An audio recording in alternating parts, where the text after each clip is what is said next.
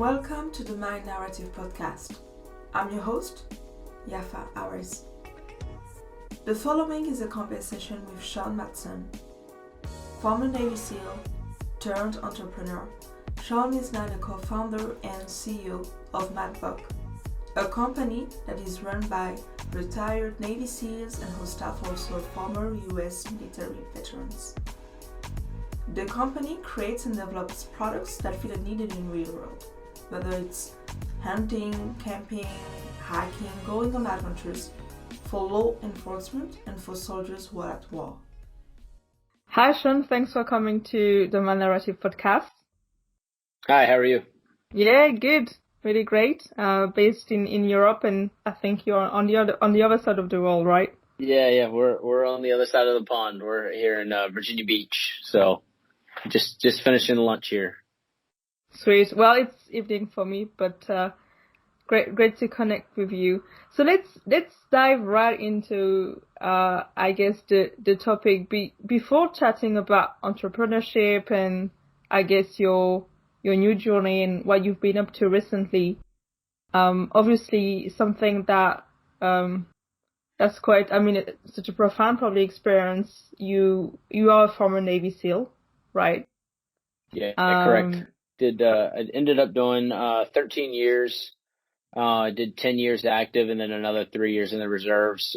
So from 2005 to 2018, got to travel all over the world. I did 5 deployments that were all 4 to 6 months at a time, and then during that 10 years, and then got to do presidential details. Got to go do a lot of fun things over the course of 13 years. So I can imagine it must be, I don't know, maybe tiring, annoying. What would be the adjective for anyone must ask? Yeah. How is it like to be in this? Yeah, it's definitely you're traveling a lot. We would travel anywhere between 200 to 300 days out of the year. You're constantly on the move. You're constantly training. You're constantly in a state of, I lived out of a bag. So like now when I go for a trip or something like that, it's pretty easy. Like just throw a couple things in a bag and I can go just because I'm so used to it.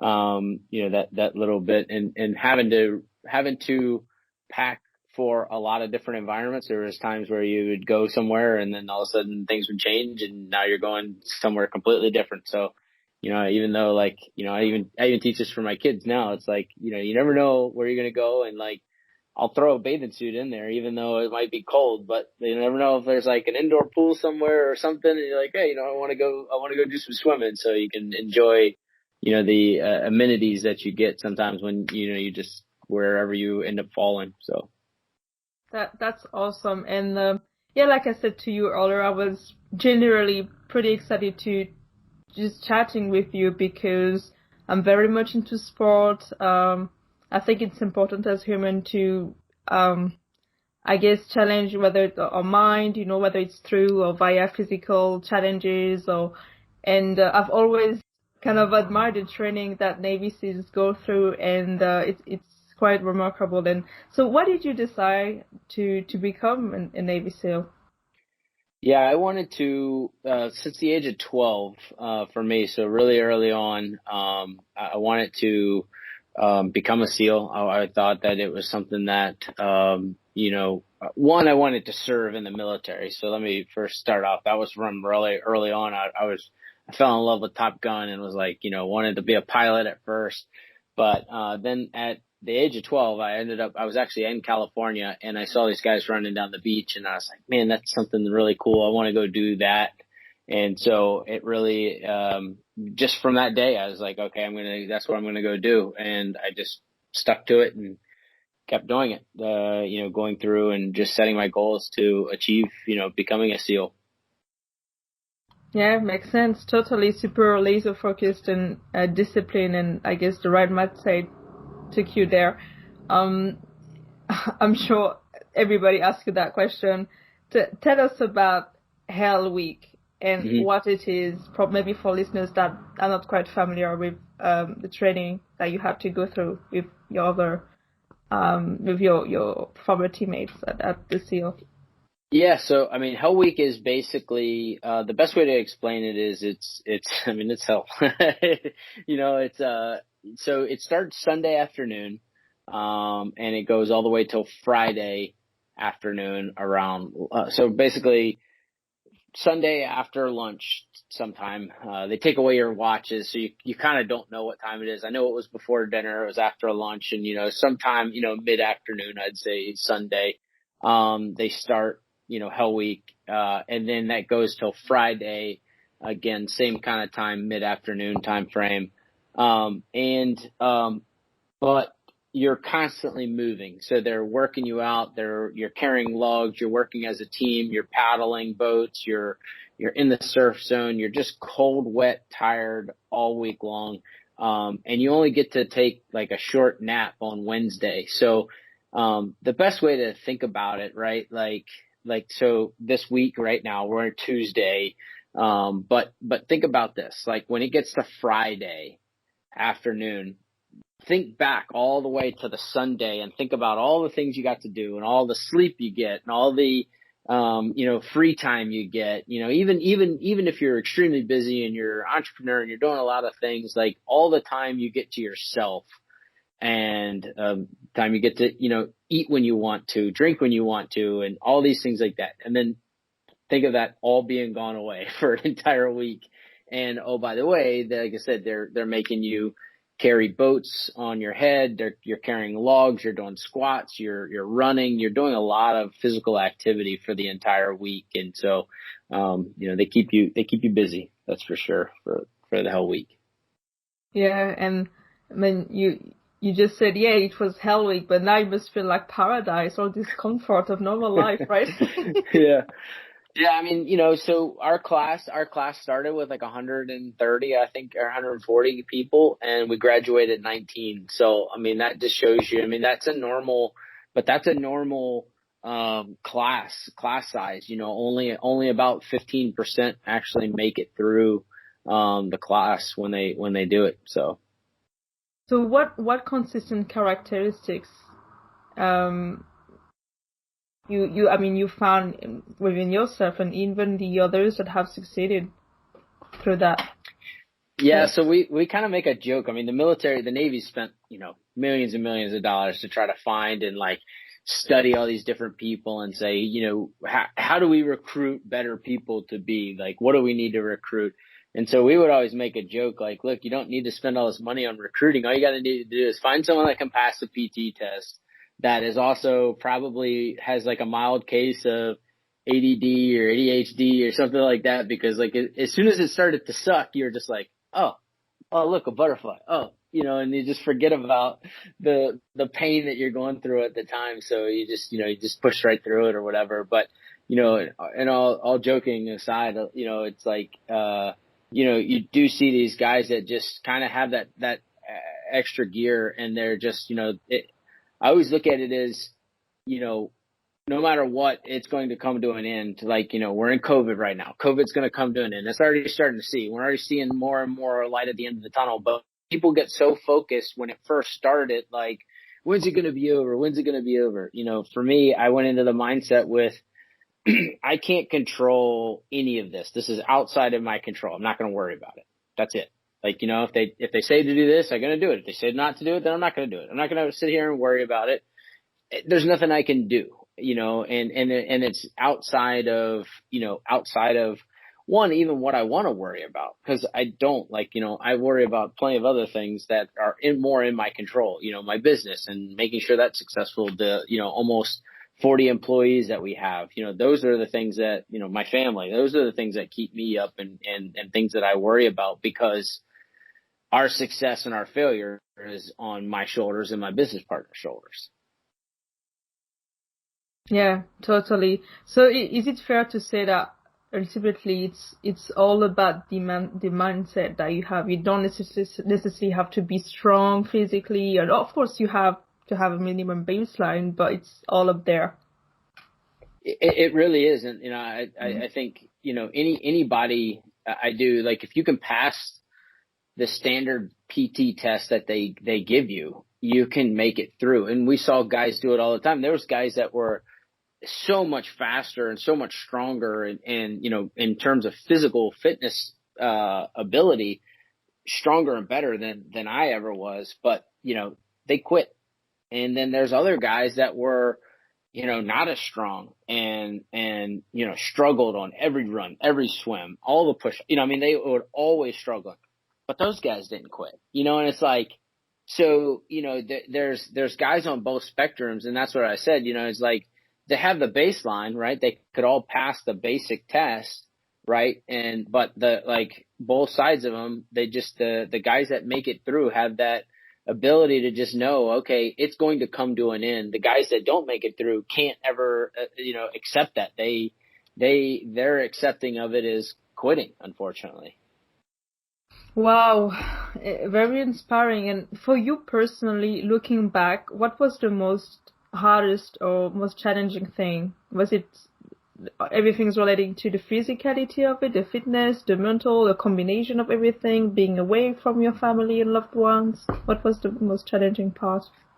It's not meant to sound like a cop-out, but the hardest thing about BUD/S, like the basic underwater demolition, the SEAL training, is BUD/S itself, because it's 6 months of just living in that state of unknown and the day-to-day. Again, like, you know, going back to it, I knew it was going to last 6 months. I knew I had to make it 6 months, right? So, you know, and that's as long as you make it through without getting injured or sick. That was always my biggest fear, is getting injured or sick. I knew that I could make it through. I knew that, you know, there was never going to be a situation where I was like, I need to quit, right? Like, I knew that I could make it through. There was one time that I had and it was during Hell Week, where I had my defining moment, that most people and most SEALs will call it, their defining moment. Like, I knew I could make it. I knew that I could make it. It's just, I didn't know how I was going to make it. Right. And so that was kind of the thing. And so for me, it was Tuesday morning, actually, you know, kind of like today. It's Tuesday. It was Tuesday morning. We were under the boats, and in the boats, there's, so if this was a boat, you have your number 1 position at the front, then you have the number 2 position in the middle, and you have the number 3 position in the back. And, I was in the number 3 position, and I was helping, talk to and command our guys and, lead our guys. And the guy right in front of me said, hey, can we switch out? Which arguably the number 2 position is the hardest, just because the boat likes to sag in that middle. And I was like, yeah, man, I'll switch out with you. So I switched with him. And as soon as I did, my neck just started like collapsing, and I couldn't keep my head up. And I was just like, all right, what's going on? Like, I was just fine just 2 seconds ago. Like, I know that I can do this. Just like, what's going on? And like a ton of bricks just hit me out of nowhere. And like, it was like, I heard God talk to me. It was just like, listen, all you have to do is look up. And I was like, oh yeah, that's it. And then I looked up, and just got the posture and started having that kind of more, just like athletic posture to yourself, and stood straight up and had my chin up. And as soon as I did, I was ready to carry the boat, no problem. And it was going, and then, never looked back. So it's just like something so simple like that, again, some of the guys that did quit, you just never know. And I mean, they don't really talk about why, they quit, or, but, something so simple like that could have been, a guy that quits could have just let that dwell on him and never sit here and think like, okay, hey, I know I can do it. How do I need to do it? They would just say, I can't do it, and they're gone. Yeah, many reminders. And I guess, is it fair to say that these years were like super fundamental to you, life-changing, because these skills, all these moments and things that you have learned, I guess you always carry them with you, even now. And I can imagine, even as a father, passing, all these life skills and values, and that's an incredible experience, really. Yeah, and I think, I know that the military obviously taught me a lot and has, helped kind of shape some of this, but I also think a lot, just from growing up, things that we go through as, growing up and, situations that happened to us, unfortunately, in the family world, I did go through a divorce. I already had kids, went through a divorce with, and so that was a tough time too. And, people, transitioning out of the military was extremely hard for me, cause I went from a job that I loved, thought that I was going to do for the rest of my life. And then, ultimately I made the decision to leave that to go, be with my kids and be there for as a dad, like I talked about earlier, just how much we were traveling. I knew that wasn't the right lifestyle, but I get asked, well, if you could go back and change things, would you? And my answer is always no. And the reason my answer is no is because even if I could go back and change those things, that doesn't mean that something else doesn't change, and maybe it's even worse than that situation, right? Like, who knows? Maybe it is a little bit better, but the point is I learned from that experience, and then I try to hopefully never make that same mistake again, right? Like, I learned from that experience and I apply it to be a better person moving forward. And everything I ever go through in life, whether it's, like I said, when I was going through my transition, went through a divorce, but shortly after that, I was unemployed. I had no income for months, and it's like, trying to take care of kids, leaving a, really good salary as a SEAL, and then having nothing, and then trying to, pay support and child support. And all this stuff. I racked up a ton of debt and really immediately got down on myself because I'd literally just come from the highest highs to hit the, lowest lows in a few months. And it's like, how is it going to happen? But I would never go back and change that. And, or like try to take that away, because I learned so much about myself. I learned so much about, just me and my kids and what kind of father I wanted to be and my family and all those things that I continue to apply today. Yeah, I can imagine. I think I don't know if we talk a lot about that, but the transition must be hard for any SEALs, right? Back to civil life, back to, whether it's going back to your kids, to your family, trying to find a job or starting from scratch. Must be pretty hard after this kind of exposure and experiences. Yeah. Well, it's the same thing, like, you were talking about being an athlete, right? It's the same thing as being, being a college athlete or even, Olympian or professional athlete. When the athlete officially puts up, and hangs up their cleats or tennis racket or whatever it might be, right? When they're done and they retire, that's extremely difficult transition for them. And that's why a lot of them struggle doing it, because again, you're seen as this, you have this rhythm and this livelihood and everything to it. You have this structure, and then all of a sudden you have none of that anymore. Like, you don't have to work out. You don't have to be at practice at this time and that time and this and that. So you don't have this regiment. And so then all of a sudden all this freedom, right? Free time really starts like to get on you. And then some of these people don't know how to react to that. And it's difficult. Yes, totally. And many factors are in play, right? It could just be the body not understanding what's going on. Hey, why we are not doing our reps, or why we are not on trainings, right? Yeah. We are a living thing. It's not just your brain. It's sometimes even physical. Like it can be quite hard to manage, and hence why I think it's super important to be, I guess, in tune and aware of what's happening and to manage all of that. Sure. So I think you have since the SEAL days, and after that, you actually successfully built, I think 2 companies, but now you're focusing on one, right? MATBOCK. Do I pronounce that correctly? Yeah, cool. Yep. So yeah, tell us a bit more about it, and maybe how was that transition, and I'm sure all the skills and things that you have learned at training and at the SEAL, you, I think, nicely applied and maybe transferred when you started your, I guess, entrepreneurial journey. So actually it started while I was active. My business partner and I we went through this training together. We were both in the same BUDS class together. We were same SQT class together. He's a Naval Academy graduate. So I went to Virginia Military Institute. So I here in Virginia, obviously, and he went to one up in Annapolis, Maryland.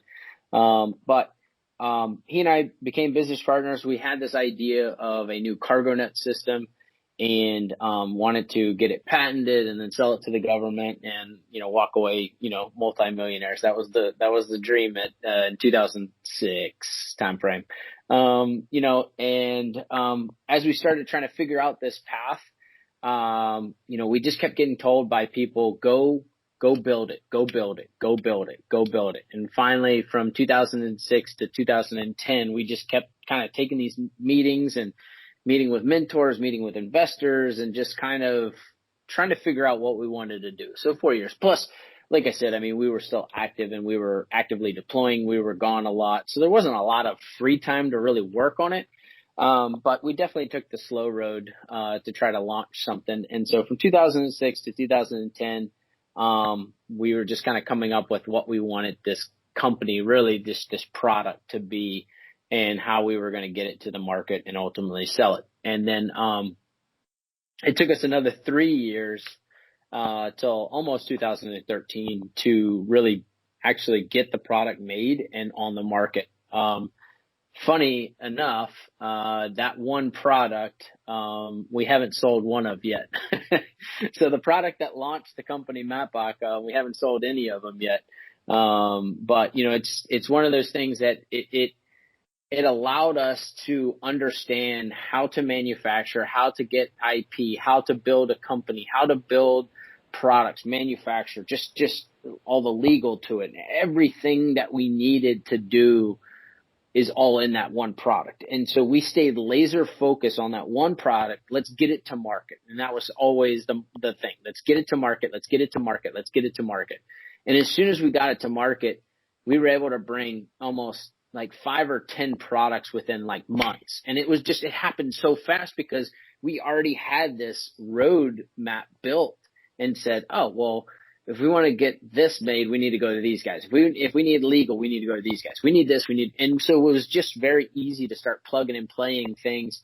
And so, over the last few years, we've brought over 150 products to the market, all in the innovative technologies in space. You mentioned a couple companies. Actually, we have 4 companies right now underneath our holding company, what is MATBOCK. And so one's a medical device, another one's a contracting vehicle. Our third company is a supplement company that we just launched in January, and the fourth company is actually MATBOCK itself. And then we have our holding company that holds our ownerships into those different entities.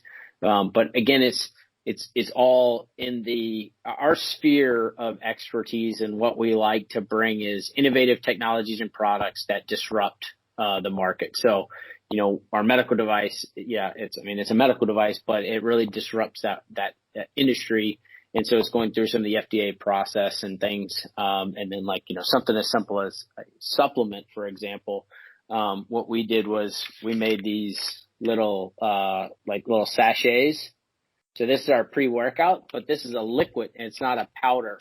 So we figured out a way to emulsify the powdered ingredients of a pre-workout basically, and turn it into a liquid. So like I said, and you put this with 500 ml, 20, well, almost, I guess it's 600 ml, 20 ounces of water. You pour it right in, it stays clear. But it's your pre-workout. So it's got caffeine, it's got BCAAs, it's got, B vitamins. And so use that as a pre-workout. And, so just something unique. Nice. And I guess all your products under the parent company umbrella, MATBOCK, is all related to, things that maybe you are really into. So whether it's military gear or sport gear, adventure gears, or anything related to like this energy intensifier that you just showed me. It's everything interconnected around that ecosystem, or you open to have other products, from other completely different industries? So for us, it's still staying into our core of military, law enforcement, outdoor, athletic, kind of that sphere. So, I mean, the one thing that's kind of interesting in MATBOCK, a lot of our products for the military have become medical related type products, medical bags, medical things. And really other than, Zach, who did go to med school for a little bit, we don't have a lot of medical experience here in house. But we've been trained in different things, but we're not a team of doctors or a team of special operations medics or anything like that.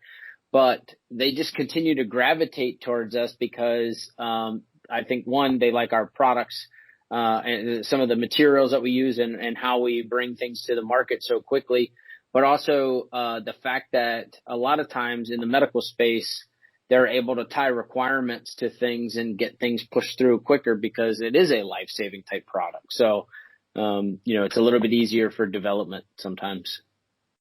Yeah, okay, fair enough.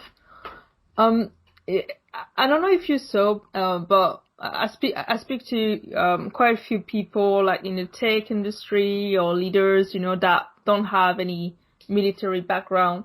But it's becoming more and more trendy for tech companies or various companies from different verticals to inject, some of the values, ethos, or things that are running in the military because of its effectiveness, right? Do you think so? Do you agree that your experience as a SEAL really helped you in your leadership skills, so to speak, and how you could build your company, building teams? Because obviously Navy SEALs team are indestructible. The training that you're going through, the values underlying and the ethos is quite remarkable. So do you see that in your day-to-day, I guess, entrepreneurial ventures, that you bring that with you? Yeah, definitely. When you look at, we try to keep things simple too, right? Like, we are very much here, treat people the way you want to be treated. Simple things like that, all the way down to customer service, but, our director of operations, and, like I said, down to customer service, ask yourself, how would I want to be treated in this situation, and then go act on that. And then, and it's always worked out for us. Every time that someone's done that, we've had situations where we've hired someone who was relatively new with us. You could tell something was off. And, our director of operations, she went to him and was like, hey, what's going on? How can I help? And the lady ended up breaking down, and she was just like, really stressed. Like, I've got these unpaid parking tickets, and I've got this, and I'm trying to get here. I'm trying to do this. And, without a question, she goes, well, give me those unpaid parking tickets. And the lady was like, what do you mean? And she was like, just give them to me. I'm paying them all off. You don't need to worry about them anymore. And she was just like astonished that somebody would do that when she hasn't even been working for the company but a couple of weeks. And the director of operations, she looked at her and said, we'll take care of it. You don't need to worry about this. And then later came to us and was like, Zach and I, my business partner, was just like, hey, just so you know, we did this, this, and this for her. She was just like, I just felt like it was the right thing to do. And we were like, absolutely, all day long. Like, that is 100% what we want to see. We want to see, if someone talks about, we've had it where, employees will talk about, I really enjoy going to the zoo or going to do this and things like that. And then, we'll someone in the team will hear it or see it, and they'll just go get them a gift certificate to the zoo or something like that, and go hand it to them and say, hey, go enjoy the zoo. Right. It's just little things like that where, it's just these simple acts of kindness, treating people the way you want to be treated, and not looking for something in return for it. But you're just, again, we're just treating people the way they want to be treated at the end of the day. And it goes such a long way with it, with people, and especially with everything so fast paced and digital these days, having and taking that extra 2 seconds, and showing, just empathy. Yeah, I hear you. Respect, empathy. kindness, right? It's very underrated, kindness. Yeah. And support, just like this example, and it just remind me of what you said earlier when you're on the boat, position 3, and someone asks you to switch, and you just switched, you just helped your body there, right? You didn't really think twice, and it's just that's interesting. That's pretty good. So you've been working with the same business partner, right? Mm-hmm. For all this years. Okay, awesome. So how did you choose, or how you both wanted to work together? Because that's crucial, right? To the success of any companies. We definitely have disagreements like any business partner and things like that. I mean, we have our own disagreements on stuff, but he's more passionate about some things than I am. But that's also what makes us great business partners, right? Like there are things that I am much better at he is, and there's other things that he's much better than I am at things. So, we know what those are. We allow that other person to do them, and really, if there is we're 50-50 partners. So if there's a disagreement in something, we've been doing this since we started, but if there's a disagreement, we both get the chance to share our thoughts and opinions of why we're disagreeing on something, right? But ultimately, it's left with, well, if you truly believe in this and you want to move forward with it, go do it, right? Like, I'll support you. I'll be the first one to laugh at you when it fails, but I'll be the first person to tell you great job when it succeeds, right? Like that's just kind of the mentality and relationship that he and I have with it. And it's worked really well. Like I said, there's been times where we've disagreed on a particular project, and he takes charge of that project, runs with it, and then he gets frustrated with it, and then I take over for a little bit. So, it's just one of those things. But with everything that we have going on, there's no way that we could be 100% invested in everything that we're doing. Like the medical device company, for example. I do almost nothing. In fact, I do nothing on a day-to-day basis with that company. I barely get any emails about it. I really don't do much. Now, he and I communicate about it on a day-to-day basis, but I don't do, anything else other than that, and similar with like the supplement company, that's something that I do on a day-to-day basis. He very rarely is doing anything on a day-to-day basis. We talk about it, and we talk about what's going on and some things that, if there's a challenge or something like that, we'll communicate that back and forth. But in terms of the who's in charge and who's doing the, kind of taking care of the daily task and making sure the, company's moving in the right direction, we divide and conquer those situations. Okay. And I guess that would be your personal views, but do you think that entrepreneurs shouldn't go into business with friends or family? No, I think that's such a I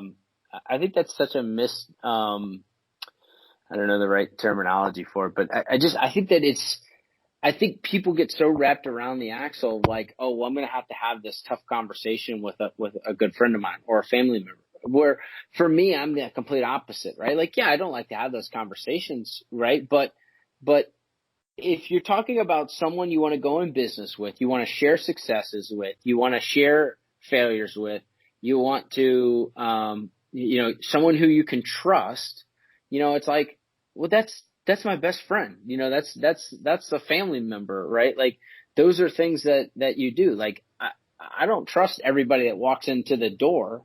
I do trust my best friend. If he tells me this, then I believe that. And then there's never, wondering like, well, is he really truthful or is it this? Like, I don't have to worry about that. I'm past that. He's, like we have a lot more riding on it than a business. I mean, we have our friendship too. So, I think that if you go into it with that mentality, you're going to be okay. Again, it's people just don't like to have those tough conversations. Nobody does. I don't like to have those tough conversations either. But when you're talking about relying on people you trust, well, those are my friends and family. Yeah, see, and I guess, no one likes to have uncomfortable discussions, but ultimately it goes back to the art of communicating, choosing carefully your words, the tone, and having good intent. I think you can pretty much address, even tough things, even between close people. But how was your journey so far as an entrepreneur?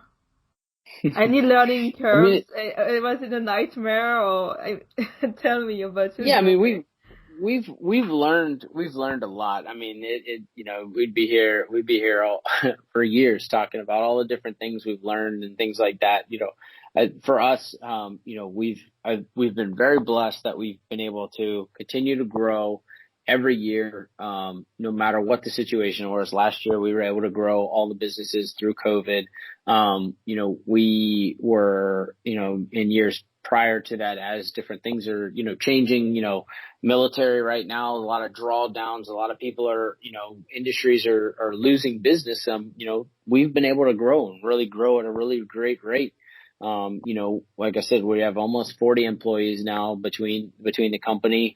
And so we're looking at, we just moved into a brand new building that we just finished, building out and doing. So it's just, we've been able to be blessed to be able to continue to do that. But, we're constantly looking at, what's the next thing? How do we continue to support what we've got without growing too fast, and just, really just work through these things. But, again, going back to what I said at the beginning, when COVID hit and people were talking about all these shutdowns and this and that and this and this, again, we looked at it as, well, we have to control what we can control. I can control what happens in these four walls, right? So I'm going to take ownership of it. He's going to take ownership of it. We're going to make sure that everything that we have within here, we had multiple communications with our team here. How's everybody feeling safety wise, like, this and this, and just having that dialogue, because we value their opinion in that too. So making sure, and then ultimately we made decisions and we stayed working. We never shut down a day. We worked all through everything. I mean, sometimes they worked weekends, cause we still have so much work to get done. But I think, a lot of them were extremely, happy.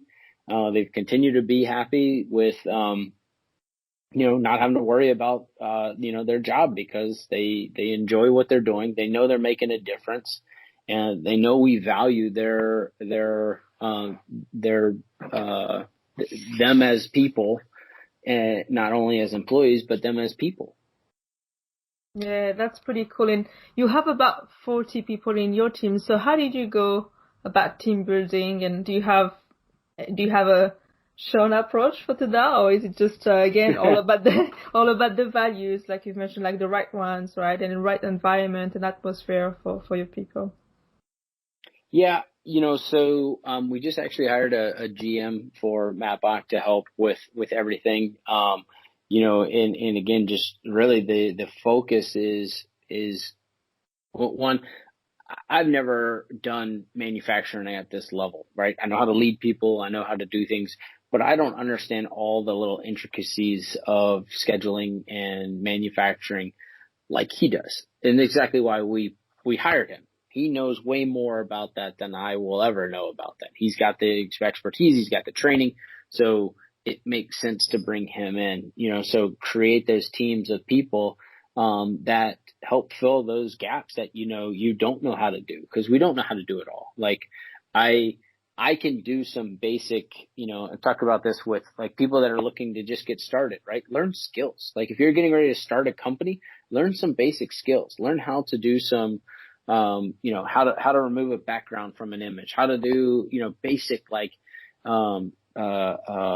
design skills, learn how to build a website. You don't have to learn how to code a website, just learn how to build a website and have it functioning, and playing around with fonts and playing around with buttons and doing us.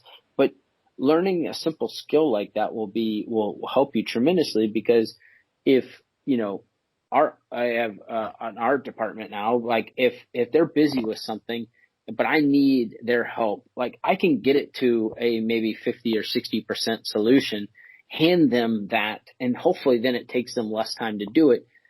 But also hopefully it allows us to get to the solution quicker because I've already given them so much instead of, hey, I want you to make me a tree and I want it to look like this. And they're like, well, geez, there's 8 million designs of a tree and, there's 1,000 different greens. What green do you want? What this, if you can help guide them and give them as much as they need, then they can turn it into that masterpiece that, a designer can do. But at least I've given them a good, foundation to start with. Yeah, and you have quite a lot of interesting products and quite technical as well. So how did you go about how was the process of product development? You hired a special engineers, or you have probably some patents in play? How was that? How was the man? We have almost a dozen patents, and then, a bunch of, a bunch of, pending right now still. But for product development, actually what we do is we really rely on the active duty guys still, the guys that are still on the ground talking. So when our sales team goes there and talks to them about stuff, hey, what are some challenges that you're having with the gear you're being issued? Like, what are some things and just ask them questions, and then they will tell you exactly, what's not working right, what could be better. And then, we'll go and build it and then bring it back to them and be like, would this help you guys out? And they're like, yeah, but if you did this, this, and this, it would help us out even better. And so we'll go back and kind of, so we just try to create that way. So really relying on the guys that are still on the ground, because, even myself, who did 13 years, and I've got a guy that did almost 28 years in the teams, once they leave and they're no longer there, right, they're not seeing the latest and greatest. They're not being injected into the missions that are going on right now. And while they have an understanding and they have a good knowledge base, they're not relevant anymore. And I'm not relevant anymore, right? Like, I understand and I have a good knowledge, but I'm not relevant. I'm not current. The guys that are still active right now, those are the guys that are current. So, we have to rely heavily on them to help us with those things. Yeah, it makes sense. You have to get inside the mind of the end users, right? You can't just dictate and think that you know it all without using it. But do you also plan to inject some of the, I guess, latest maybe discoveries on all things tech? I mean, we're seeing like the technology and has already a big impact, whether it's on gear or many other things, aspects of life. So do you also look at that, or do you just probably look on operationally, like on the ground from the troops, feedback you get from them? No, very much. And that's really one of the things that Zach does so much better than I do is keeping up with different technologies, and not just from the tech side, but from manufacturing processes and materials. So like, that's one of the things that we've really separated ourselves. So we developed our own material that we use for our plate carriers and a lot of our bags, which is lighter than any other material that's out on the market. It's more durable, and it's also waterproof. And so when you incorporate all these technologies into something as simple as a fabric, right, you really start to separate yourself from other companies. Now, the problem being is our material is almost 10 times more expensive than the regular material, because it does have all these properties. Well, one other property that it has, it dissipates heat. So, it'll help you be cooler, faster. So what we had to do was figure out other manufacturing processes to help cut our labor costs down significantly to stay competitive. And that's what we did. So we came up with a whole new technique and how we could cut the pieces all out of laser and build these basically where you didn't need 4 or 5 things sewed together. You could cut it all in one piece, allowed a reduction in labor, but a higher cost of goods, but a reduction in labor then gives us a product, a total cost of goods at the same cost of goods as probably anybody else in the market.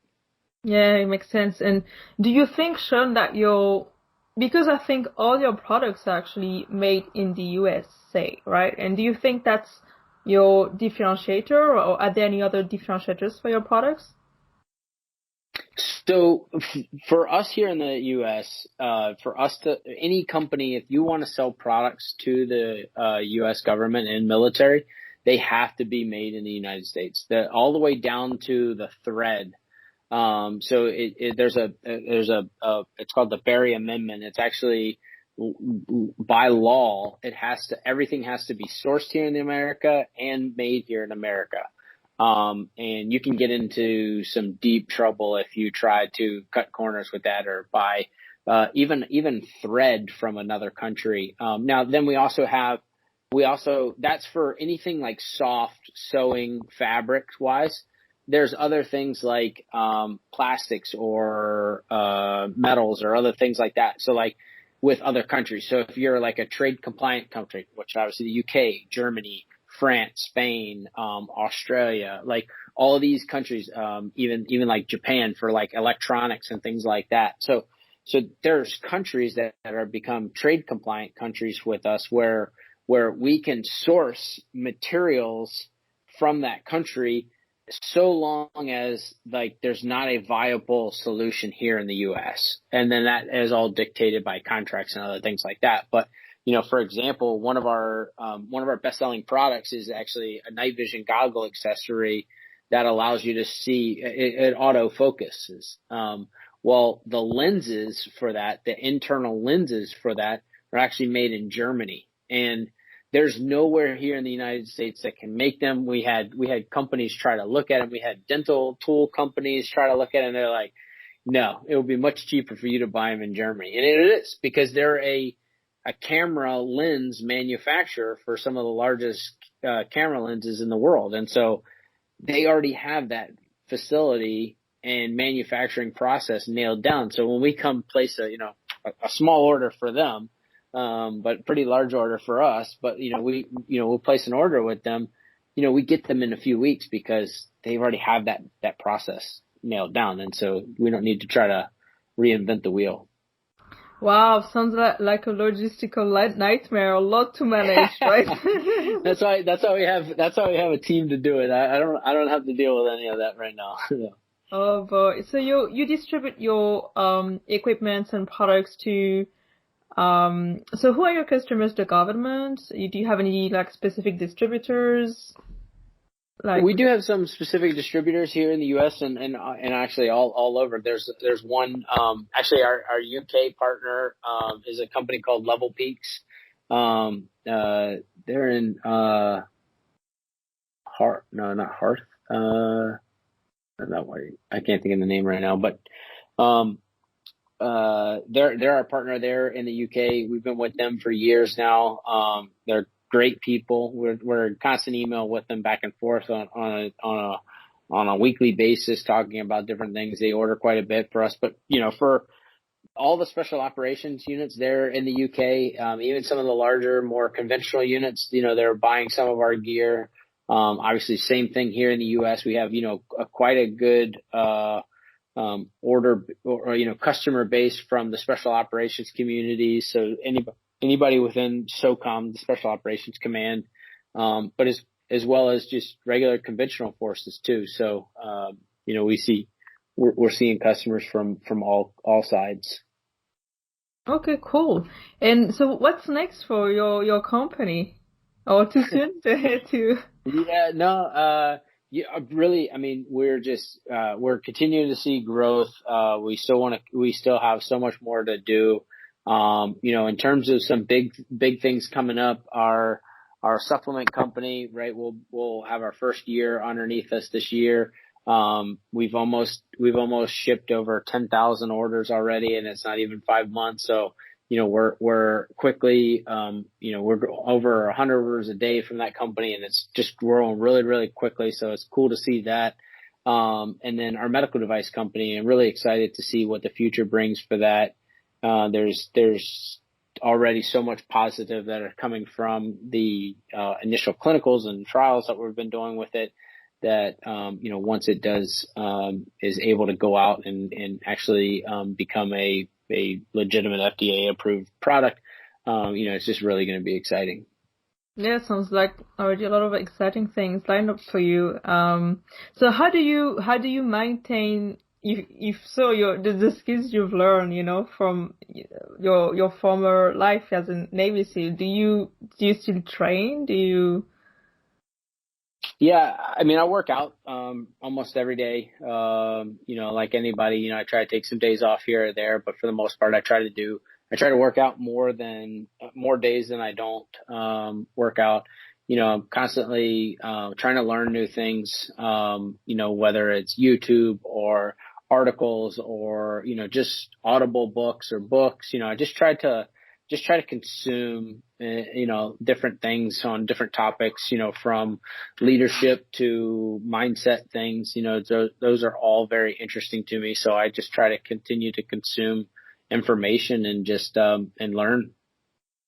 Yeah, it makes sense. And how to put this question, I guess, is, does it feel sometimes not lonely? I don't know if it's the right word, but to have this amazing, chapter of your life as a Navy SEAL, because not everyone, I mean, there are just a few people, I think, right, in the US. Does it feel a bit lonely, like, to think about that experience, or nostalgic, or are you in touch maybe with your former buds? Yeah, I still stay in touch with them pretty regularly. Not as much as, maybe I'd like to and things like that, but also, I understand they've got their own lives that are moving on and things like that too. But try to stay connected with them, try to, see what's going on. But I think too, with our businesses, everything kind of keeps coming back to it. So it does help us stay connected to those, friends and things like that. But, I will always miss, I always miss being there with the guys and being, on the team and, kicking indoors and being with the team and, being on training trips and stuff like that. But then I also don't miss some of the BS that comes with it. So, it's kind of one of those. What's the BS? Tell me. Yeah. What?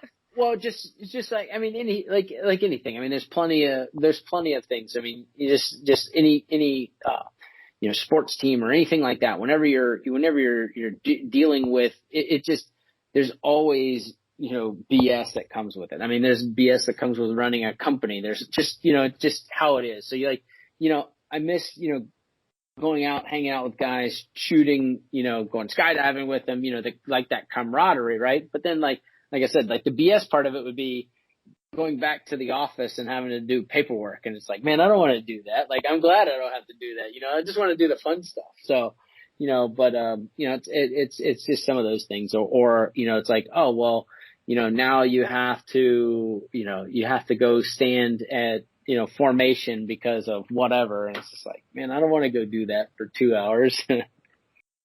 No, it makes sense, really. And I guess, I mean, even in your own company, I can imagine leading it as a former Navy SEAL. I'm sure strictly no BS allowed in your company, so that must be a pretty good company to work for.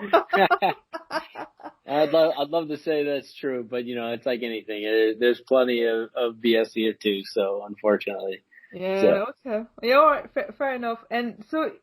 Sean, you are a husband, a parent, a father. How do you? I mean, I don't know. I don't think there's such a thing as parenting. I mean, you're not wifing or husbanding, right? I think it's right. It's funny how we put that as a verb, as an activity, right? But how would you go about, I guess, teaching life skills to your child? I think that's a better way to position it versus parenting. Right. For me, I try to take things as they come, just like, day to day life and then make it I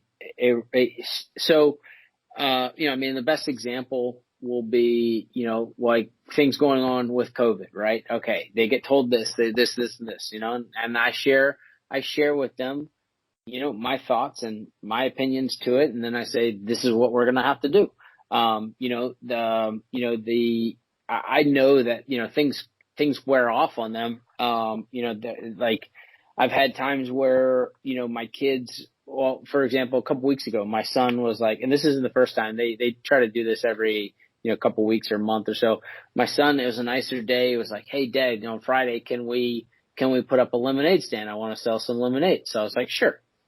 So we go to the store. I buy him the lemonade. I buy him the cups and do all this stuff like this. He goes and makes all this money, starts giving the money to all his friends that helped him. Right? They ended up making like $40 or something like that. And I was like, all right. I was like, hold on, Tyler, before you put out any more money to any of your friends, I need $5 back for this. I need $5 back for this. And he was like, wait. And I was like, look, I bought the lemonade. I bought the cups. I did this. You're using my table. And he was like, well, that's not fair. And I was like, well, next time you can go buy all this and it's going to cost you whatever it was. And he was like, all right, I'll give you the money. So just something simple like that. And I was like, right there, it's like, it's a simple thing, just teaching him cost of goods, right? Like something like that. I try to use other times, like, if we, obviously we haven't done this in some time right now with COVID, but like going to amusement parks, and every kid is this way. They just spend. Like, I want this, I want this, I want this, I want this, I want this. And so my mom did this to me, and I remembered it years ago, and I still use it. And so now when we go to a park, amusement park or a fair or something like that, where there's rides and games and, just a fun time like that, a theme park or whatever, I will say, here's $5 or $10 or $20 and say, here it is for the entire day. This is your money, right? When it's gone, it's gone. I don't care what you spend it on, but you can't spend it on food and water. I will provide that for you. This is your fun play money, right? But once it's gone, and I don't want to hear another word about it. And so many times it's been just such a relief, because you would literally, I mean, when you don't do that, it's just like they never know the concept of money, and they're just constantly like, can we do this? Can we do this? It's like $300 is gone because, well, one, I mean, you get to the park, it's already expensive. So before you even walk into the gate of the park, you've already spent hundreds of dollars. So, I just try to use that as a moment to teach them. Yeah, I can imagine. I mean, I don't know. I just know from, I guess, listening from former Navy SEALs, and I'm sure you know them. They're quite famous. The likes of Joko, I think his name is Joko, yeah. Joko, yeah, he's an amazing guy. I think he said, no matter how much you would love to sort of nudge or hurt or, influence your kid, in what they would like to do in the future, you can't really. But would you be happy if your child goes to military or any specific path, or do you share that, like, internally? Do you feel like this is something that you wish to see for your child, or you kind of don't care, like, no, it's fine, my child can do whatever you want? So I'm very much on the, he can do or she can do, they can do whatever they want on that. I mean, would there be a level of pride that if they did become a SEAL? Yeah, obviously, but I wouldn't have any less pride if they didn't, right? Like, and I was actually talking to some friends about this weekend. It's like, there's probably, if they did do it and then they, for whatever reason, didn't make it through training, it would really make things pretty awkward. So it's like, man, I would really want to make sure that they would want to, and that they really want it for themselves and not just because dad did that, right? Like, I've already told my daughter, who's in 6th grade, I've already told her, like, I don't care if you go to college, university. I don't care if you go do that. I want you to ultimately, one, be happy and do things that you're good at, right? Like, if it's not what you, and so, you're going back to life skills, right? She sees all these YouTubers and wants to do all this, and she's like, I want to create my own YouTube channel. And I was like, well, here's the deal. I will let you create a YouTube channel. And it's basically just our family that watches her YouTube. But I was like, but you're going to shoot and edit the videos yourself. I was like, I'm not going to do anything for you. You're going to have to learn how to set up the cameras. You're going to have to learn how to do everything yourself. That's it. I will approve it. And then once I approve it, then you can publish it. But she's learned, even years ago, she was learning how to edit the videos down, put music to them, transitions and all this stuff. And by no means am I an expert at videography or could, do this, but like, I wanted her to at least know some basic skills to that. One, she learns how difficult. It's not just like, oh, I put up this video and millions of people watch it. Like if you go back to see some of these, they were consistent and they got better and better and better and better and better. You go back to any, large YouTuber or any public speaker or anything like that. You go back to like their first time they ever did it, if you can find it, and it's horrible, like, cause we all are. No, it's true. No, I agree with you. At the end, it's teaching life skills, and it's almost like when you go garden, you create the best environment, for your child to thrive. And that's quite interesting. Do you think? Because maybe I'm super biased because, like I told you earlier, I love sport. I love all the values and things around it, pushing the mind. I love martial arts. Little I grew up doing martial arts, boxing, and he told me a lot of things that you can't really learn from a book, and respect for your teammates, yourself. I mean, it's an universe, it's an ecosystem like many other disciplines. Do you think that any child or teens should grow up doing some sort of, not necessarily martial arts, but sport or something that can teach them these values of teamwork, collaboration, respect? All these things.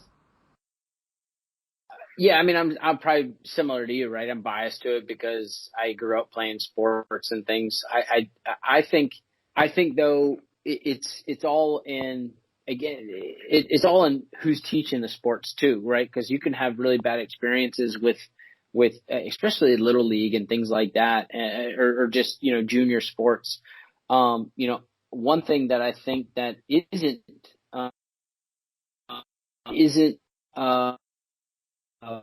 nurtured enough in younger youth sports is winning and losing.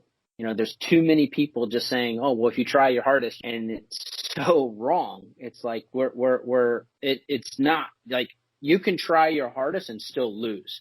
Now, where I think people miss that and they start going, well, that's not the right way. Like I want my kid to have fun, 100%. But there's a fine line between teaching them sportsmanship and then just not, the art of sport. And so where I always look at it is the number one thing when you're playing, especially younger sports and things like that, and even when you're a professional, is to have fun and try your hardest. That's the number one thing, right? But at the end of it, there's going to be a winner and there's going to be a loser. Now, I can try my hardest and I can try my hardest and I could lose. And I need to understand as a person, as a child, how to accept that loss, right? But again, that's not what's priority. Hey, did you have a good time? Hey, did you learn some things? I noticed, this happened, or hey, you struck out, or this, and hey, you know what? This time we just didn't get it. We lost, right? Okay. Same thing goes on the winning side. Hey, you played a really good game, but you struck out here and you did this or you bobbled this or whatever. Hey, but you know what? It's all right because we ended up ultimately winning, even though we had a couple of mistakes here and there. But we ended up winning. Did you have a good time? Yeah, we had a good time. All right. So there's a way to teach them both sides without making it all about winning and losing. Now, that's where I think is just so missing right now in youth sports and like I said, little leagues and other things like that, because everybody just wants to be like, everybody's a winner, everybody gets a trophy, and I completely disagree with it. And I think it's just ruining humanity. I totally agree, Sean, with you on that one. It's about the process, and it's actually not good. You want to prepare your kids, your child for the real world, not some sort of simulation, but yeah. Anyways, well, I'm conscious of time. It's time flies. It's already been more than an hour. So I have one last question. Yeah. I always ask this question to all my guests. So what are looking back, present, past, future, who knows, but what are the skills and or character traits that helped you so far in your life? Knowing that I can do anything that I put my mind to, that even like I said, as a young kid, my mom instilled that in me, that never let anyone else put limits on myself. I've always it's something that I reinforce with my kids. I'll text them, I'll tell them to their face, even just a random day, and just say, hey, I want you to remember that you can do anything you put your mind to, and I don't care what you do. I just want you to put your mind and heart into it and go do it. If that's, again, if it's drawing comic books or being a professional athlete, at the end of the day, I don't care what they do. I want them to enjoy it, and ultimately I know that them enjoying it means that they're going to put their heart and soul into whatever they do. So those are, and, going back to what we were talking about earlier with, MATBOCK and leadership and stuff, and just treating people the way they want to be treated. It's so easy for people to forget that. But, and by no means am I perfect. I have plenty of times where I'm just like, God, I hate this person, but that's just being human, right? But, I try very hard to reset. I try not to answer things in anger. I try to, kind of take that as breaks.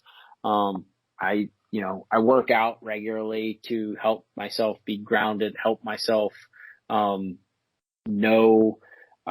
help me think clearer when challenging with stuff. And I usually find my answers during or right after a workout, because have a clearer mind and things. So, Amazing. Yeah, I hear you when you said, don't respond too quickly. There's a famous author, I can't remember his name. He was a Holocaust survivor, amazing guy. He said, between stimulus and your response, there's a space. And within that space lay your growth and freedom. I love that line. It's like, yep, that's it. Yeah. Yep. And I love, and I love the reference that you sometimes text friends, and I'm like, how you like David Goggins, stay hard, he's like texting his friends, former Navy SEAL. Very much so.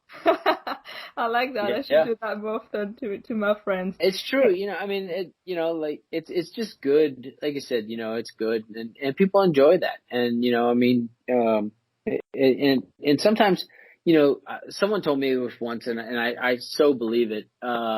He said 90% of what we see on social media, like when someone says like, oh, I want you guys to do this, this, and this, and this, it's really that person saying it to themselves, because saying it's like a reminder, like, I need to do this. And I'm like, man, it's so true. Because there's so many times where I was like, man, we really need to work on this, this, and this. And it's like, man, I need to work on that. Like, it's like I'm writing it for myself, really, more than anybody else. And I think when you look at it that way, and things, like, it really does help you with just social media and everything in there. It's like, I'm not telling you as much as I'm really telling myself in this. Cool. Hey, Sean, it was such a great pleasure connecting with you. You see the power of internet, even though we're so far away from each other. Thank you so much. Appreciate the time. Thanks. Cheers. Bye-bye. Cheers.